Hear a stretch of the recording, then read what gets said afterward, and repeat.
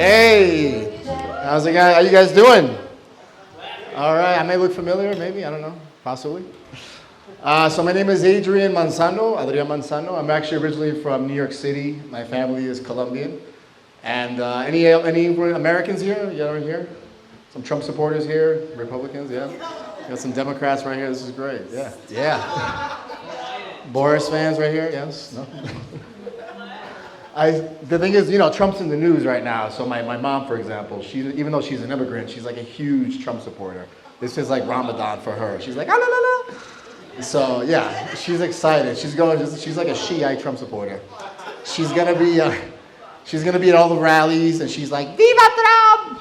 Billy won! Lock me up! Like, what the fuck, mom? She's fucking calling immigration on herself. She's like, yes, Mr. Trump, I am an immigrant. You must come and arrest me. Lock me up! I tell my mom, I was like, Mom, I'm going to go to live in Colombia. She's like, why are you going to that shithole country? I'm like, are you from there, Mom? She's like, yes, full of shithole people like me. I'm like, come on, Mom, it's not that bad. But later when she's dancing Colombian salsa, she's like, Viva my shithole country! País de mierda, mi tierra de mierda. Lo amo. My dad's a Democrat. He's cool. Relax. He's like you guys over here. He's a union guy, so he votes Democrat.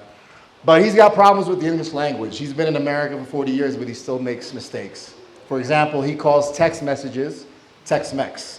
So he calls me up. He's like, hey, did you get my Tex-Mex? I'm like, are you sending me nachos there? What's going on?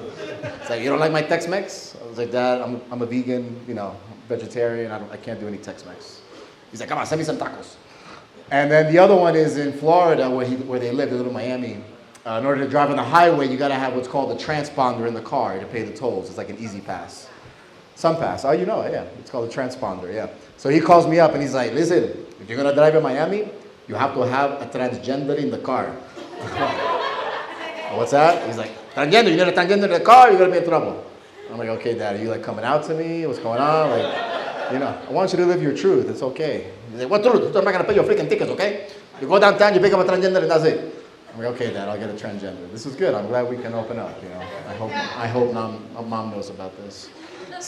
Since I've been doing these jokes, he's like, calls me up. He's like, hey, listen, I said something else wrong today. You want to hit it? I'm like, all right, kid, let me hear what you got. He's like, okay, so I went to I was doing the drive-thru, and the Madonna was full. Okay, Madonna, that's cool. He's like, no. And then I went to the Kentucky, the pollo frito, and I went to the drive-thru, and I said, give me some fried kitchen. Huh? That's good, right? Fried kitchen. Well, yes, that's going to be my Netflix special, fried kitchen. So I've been with somebody now for 6 months. We're at that honeymoon phase ending. We realize we're not compatible. We're still fucking, you know how it goes. We have some problems in the relationship. We have a bit of an age gap. I'm in my 40s. She's in her 20s. We're 19 years apart. It happens. All right, another pedo. Gotcha, yeah. Dateline NBC is going to be after you. Chris Hansen. Yeah, I think she calls me daddy. She might have daddy issues. Yeah, we met at a quinceañera. It wasn't hers. It was her classmate's quinceañera. Yeah, I know. She says she likes dating older men because she feels like we can teach them things. Like, for example, I taught her how to ride a bike, Training wheels came right off. Next year we're doing multiplication table. Next week, multiplication tables. The thing is, she's also teaching me things. Like, for example, I'm on her TikTok page. You guys know that creepy Asian TikTok voice? Like, watch daddy dance.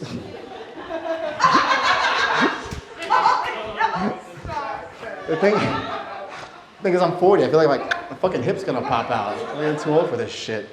I think when we started dating, she thought I was gonna be a sugar daddy, but I'm broke. I have no money.